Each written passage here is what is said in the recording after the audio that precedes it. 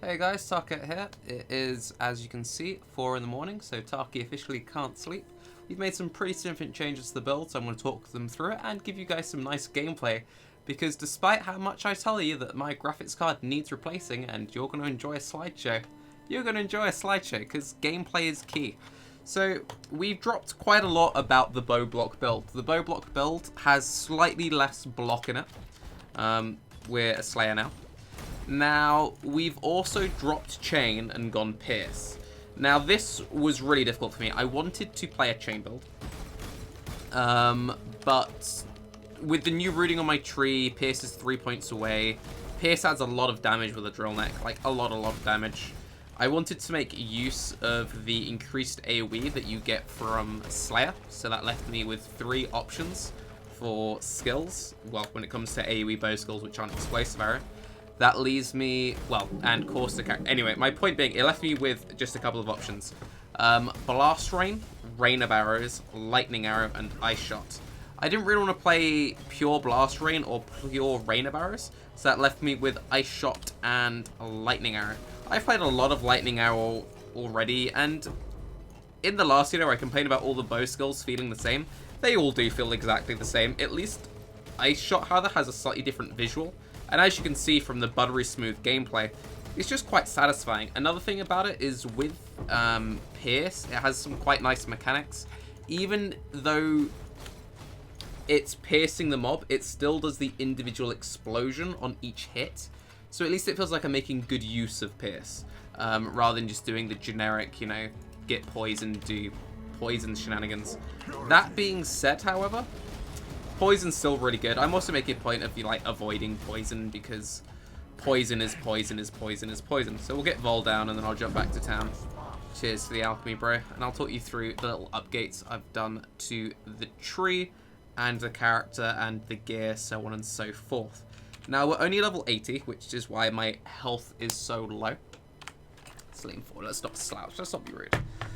And I need vendor, but anyway. So we're level 80, we are a Slayer. This is the new tree, and I'll bring it up in the passive skill tree so you can get a better overview. So this is what the tree looks like without Pierce, because obviously it doesn't have Pierce in the tree. To add in the Pierce, you add in the Pierce and you drop some deeps. I really like having Druidic Rite. Druidic Rite for 2 points is just so bloody good. I'm trying to keep hold of Deadly Draw. I'm being greedy. I want to keep my life high. I want to keep my jewels. And I don't like Frenzy Charges. Well, I do like Frenzy Charges. I like Frenzy Charges a lot. Frenzy Charges are a very good mechanic. They give 4% more damage. They give you attack speed. They also give you cast speed. Cast speed doesn't help with this build. They give you attack speed, they give you more damage. However, in bow builds, Blink Arrow has a cooldown. This is important. Because of that, I think Frenzy Charges are overrated. If you're playing Whirling Blades or Shield Charge, and your Frenzy Charges are always active during mapping, having the Frenzy Charges actively makes you map faster.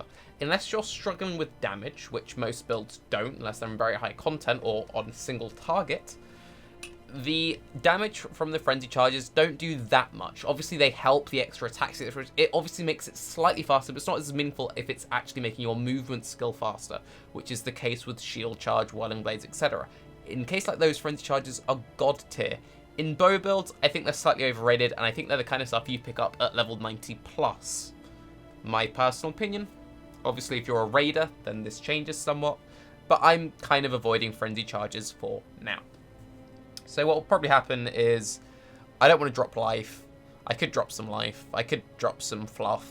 But I'll probably drop Deadly Draw, and then I'll get Deadly Draw at a higher level and have this as my core focus tree. So at 88, you know, we've got 203% life. We have good amounts of crit, good amount of pierce, all that other shenanigans. Well, by good amount, I mean cat's pierce. Also, because we're a Slayer, we make sure we get Vitality Void, because it'd be dumb playing a Slayer and not getting Vitality Void. And since we're a Slayer, let's go through what we benefit. So when we dropped the whole Gladiator thing, which if you want to know why, refer to my last video, we had the choice of, okay, how do I salvage this character? We're stuck as a duelist, let's make the best of it. Champion does give you Fortify. Fortify is very strong, it's just 20% reduced damage. 20% reduced damage is good. The other 4 points are pretty lackluster, however, and they don't really give you any utility. They give you a tiny bit of movement speed, some damage, just generic damage, generic armor evasion. You know, it's good. It is good. If you're doing Queen of the Forest, then it becomes a lot more appealing because all that evasion scaling actually goes to a really nice use. And if you do want to do a Queen of the Forest variant, I would recommend my recommendation, which is Champion. Really good if you want to do Queen of the Forest. I didn't really want to do a Queen of the Forest build. I wanted to be slightly more defensive, so I put this to the side. However, if you want to do that, that's what I would have gone for. So instead, I went for Slayer Reno. Slayer gives Onslaught. I really like Onslaught in my builds. I often struggle justifying fitting in a Silver Flask, just because Flasks are so powerful. And I find Silver Flasks kind of gimmicky to use. I just don't like them in a Flask. So having the 20% Onslaught, which is basically perma Onslaught during mapping, is really nice. 20% Cull is just ridiculously overpowered. Still shocked this made it into the game. Really nice. I'll do it in the order you get them. So you get this first. Also, minor nodes actually help us. Bows count as two-handed weapons. Great, right? Unlike, you know, Gladiator. Anyway, so minor nodes help us. Then come this way, get some leech, get some more damage to two-handed weapons. 20% of overkill damage as leech's life, so basically we have super leech. Life leech is not removed at full life, so we leech to full, and then we're still leeching, meaning that any degen, our leech is healing through it. Any incoming damage, our remaining leech is still healing through it. More leech, damage to weapons, increased amount of life per second, so basically just increase the amount of leech we get per second. So we get more max life per second. 100% increased life leech per second. Cannot be stunned while leeching. Very nice in evasion-based builds. When we do take hits, they tend to be big bloody hits. So not getting stunned is nice. It means we can just keep on moving. Immune to bleeding while leeching. Really good. Basically, if we ever attack a thing, we are immune to bleeding. Meaning you do not need to have bleed removal on your flask. If you are running a lab, I would maybe recommend still having, like if you're just doing a lab farmer, I'd maybe still recommend having bleed removal somewhere on your flask, just because some of the traps can give you bleed, and if you don't notice, then you'd feel like a bit of an idiot. Otherwise, you could just wait for it to fall off. But otherwise, you don't need bleed removal on your flasks, which is very juicy.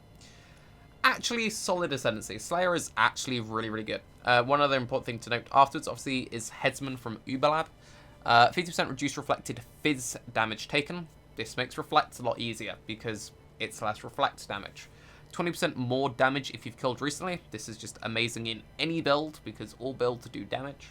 Well, I guess maybe Summoner's getting distracted. 20% increased radius of area skills if you've killed recently. So this makes our Herald device better, which makes our casting better. Just nice little extra overlap.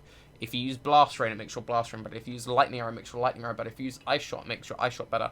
I'm currently picking between, well, I want to use Blast Rain for single target. If I get my hands on Reach's Cancel, which looks like it will be my go-to bow, I will replace Blast Rain with Barrage for single target because the additional arrows from Reach add additional arrows to Barrage, which just make Barrage even better than it already is, and it's already a pretty good skill. Anyway, the increased radius, people often forget Lightning Arrow has the radius tag, has AoE. It gets benefit from this, it makes it better. Ice Shot, AoE, so it's good. We could have stuck with Tornado Shot. I've already played Tornado Shot a fair amount this season. I leveled with Tornado Shot. I played Tornado Shot my last character. I kind of wanted to avoid Tornado Shot, and also it doesn't make use of the increased radius, especially if I went down Reach of the Council. It feels bad using Barrage for single target because it doesn't benefit from this. If both your single target and your AoE skill doesn't benefit from this, and it's literally just my Herald Device Curse on hit setup, that would feel pretty gimmicky. That being said, while I really like Slayer, and Slayer does feel amazing, and while I do also really like Champion if you're doing Queen of the Forest and only if you're doing Queen of the Forest, I kind of wish I was a Deadeye. The reason being is we are Pierce, and I really wanted to make Chain work. I really wanted to make Chain work, but it just has the damage downside on it, which is really frustrating. That being said, I think my League starter is this. It's basically the exact same tree, but it's a Deadeye. Just very briefly, I'll get back to my actual character. You get the Chain for free. Chain is fun. It does feel really satisfying. It's got better pack clear than Pierce because you fire once, it just bounces, it misses the stuff, it hits the stuff you miss, so on and so forth, hits stuff behind you, everywhere. It's just really good. Additional proj, good for barrage, AoE, blah blah blah, whatever. Off topic, back in game. So what's my gear like? My gear is an absolute mess, much like my inventory. We picked up a whatever bow, so we replaced the Doomfletch with a Harbinger. Someone in the comments told me I was saying it wrong because I was adding another R, calling it a Harbinger bow, which makes more sense to enunciate. But Harbinger. Anyway, I'm an idiot. We picked this up. I think it was like 5 to 10 chaos. It's not that good. It's good, but it's not that good. The fizz on it is low. You can get like, I say low. I've spent a lot of times on the forums looking at GG rare bows recently because I've been trying to see if anyone else has been doing weird shenanigans with Slayer and seeing, you know, what sort of setups people are using for other bows. And I've seen some like ridiculous standard bows. Like, whoa. I'm basically going to save up for a Reach of the Council or a GG one of these B word bow. But anyway, it has okay fizz on the low end. Very good crit chance, 8.7%. Some flat cold on there. It helps. It's not amazing, but it helps. Increased prod speed is whatever. Very juicy flat accuracy. And then, you know, I crafted increased crit chance on that myself. My gloves, they're whatever gloves. They're tri-res, but they have low cold res. The flat fizz sort of helps, not really. And the life is a bit on the low side. My belt, very happy with the belt. I picked this up for 10 to 15C. It's high res, well, high dual res, decent wed roll, and then it has very high life. It's, I think, 120 life or something. Not very high, but it's got good life on it, basically. It has really good stacked strength on there. Having the stacked strength is very important if you want to use Comb's Heart, because Comb's Heart is a 191 strength requirement off the top of my head. This adds kind of a lot of strength. I was messing around with Comb's Heart. I'm not going to use a Comb's Heart, but I'll get into that later. Basically, I'm very happy with this belt. It's just a nice belt. Boots. These are just something I already had equipped. I need to get better boots. Basically, I want more well-rounded resists because currently I'm not quite elite weakness capped. I can get elite weakness capped very easily, but I'm trying to be greedy with damage rolls on my jewelry. So I'm trying to get GG rares on my actual armor so I can be like greedy getting the super DPS jewelry. So I want to eventually replace this with, again, high life, but tri-res move speed. Expensive. Drill neck. When we were playing around with chain, we were using a pretty juicy quiver. Let me just quickly grab it because it was a really nice quiver, and I didn't pay that much for it. This is another thing I do like about chain builds. You can get insane quivers like this. Look at that. Stacked crit chance, decent multi, life, okay wed. It's not like mirror worthy, but it's still a, you know, bloody nice quiver. And it was like 7 chaos. It was like, it's nice. I really like it. But we're using a drill neck. It's a low roll one. It's just one I had floating around in my stash. Jewelry. So we went full out diamond ring. We just went full crit chance. I didn't want to use a diamond flask because I'll get into that later. So decent crits, high int. Int is nice because we have int requirements and low int on the tree. So boom. High life is good. A little bit of mana. It helps, but it's whatever. Rarity, again, it helps, but it's whatever. Then some resists and some resists. Not crazy on the resists because, again, I didn't want to have my resists built around my jewelry because my jewelry going to be my main swapping in and out points. God, that guy's wings looks really cool with the swarm because it's like the swarm is part of his wings. That looks really cool, especially at this slideshow speed. Premium. The illusion's ruined, but you get what I was saying. Anyway, the other one, I've left it with an open craft because I'm in a state of changing gear. I wanted to leave the craft open so I could fix stuff up. Again, it's a diamond ring, so crit chance, decent life roll, some rarity, dual res, decent res rolls. We're using a Kintsugi.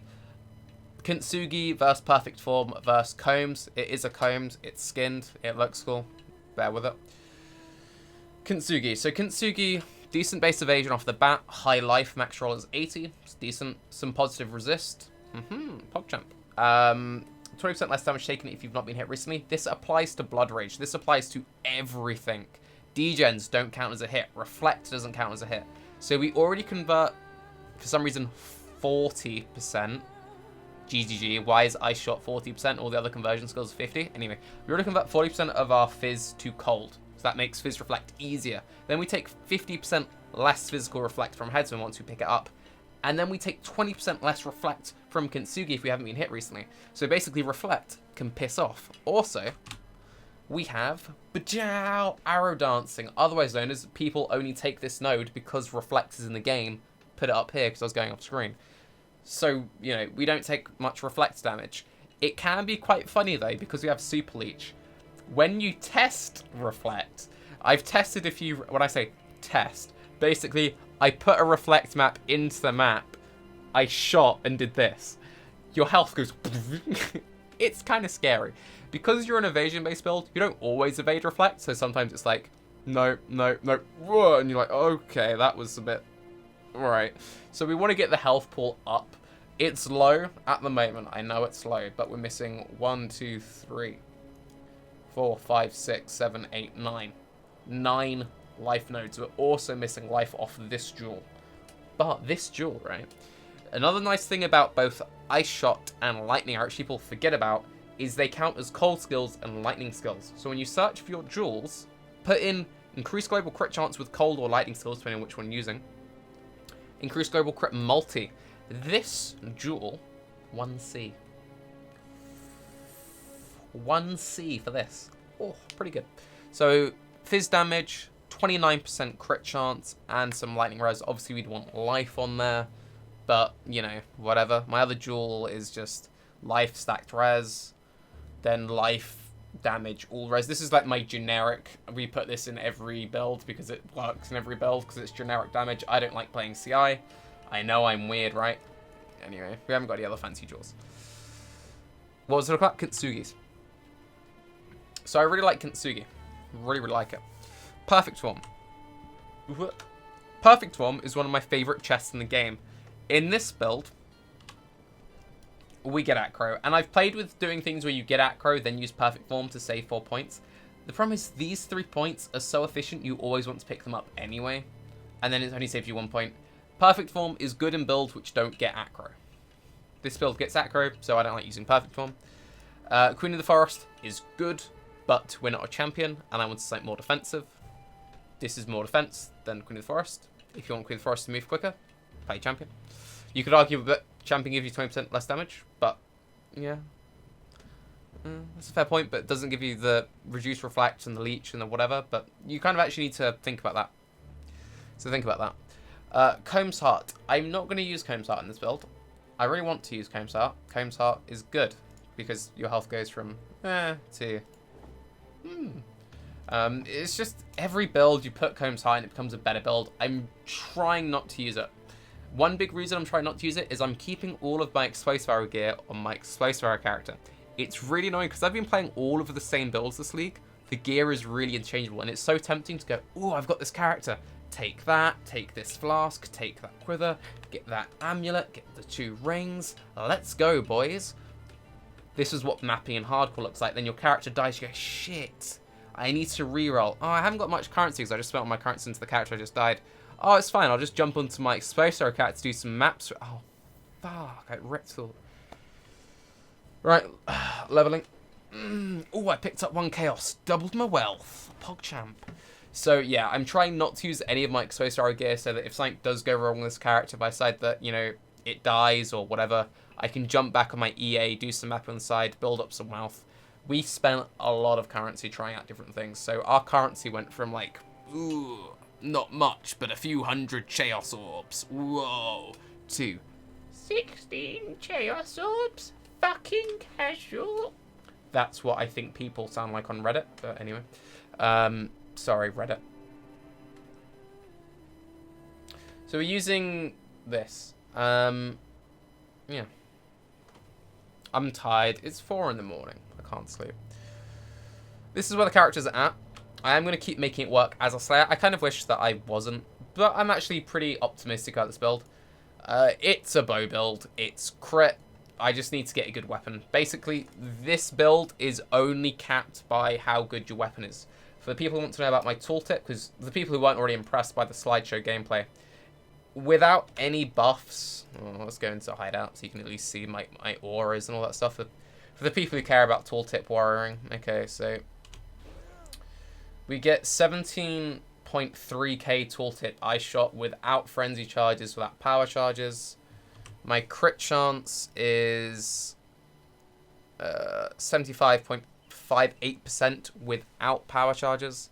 With power charges, it's like 93 point something. Pretty good. And that's also that frenzy charges. I basically have probably about 40k tooltip. One important thing to note, because this character was previously a different build, my bandits are gimped, so I need to change my bandits, and that feels really bad. Basically, I should have just remade this character because I spent like 50 to 60 regrets dropping this bit of the tree and changing ascendancies, because each ascendancy is like 5 chaos to change. I mean, 5 regrets to change. Well, anyway. And now I want to change my cruel bandito from 16% fizz to 8% attack speed. That's not that bad. Like, the fizz is obviously still helpful. I'm a fizz scaling build. I just rather have the attack speed. But that's not like high prio. But my endurance charge from Oak in Merciless, that feels terrible because I'm not generating endurance charges. So yeah. We want to change that to a Lyra or Frenzy. Both are good. With my current stats, if I change nothing, that would give me 95%. It would give me crit cap, which is obviously pretty good. Crit cap without Diamond Flask is slightly good. With Frenzy Charge, I just do more damage. More damage. Anyway, this is the thing. This is the updated tree. I'll leave a link to the tree down below. I'll link a link to my profile below so you can look at my character. If you've got any recommendations, if you have 40 regrets lying around in hardcore, I'm not saying, right? I'm not saying drop them in my lap.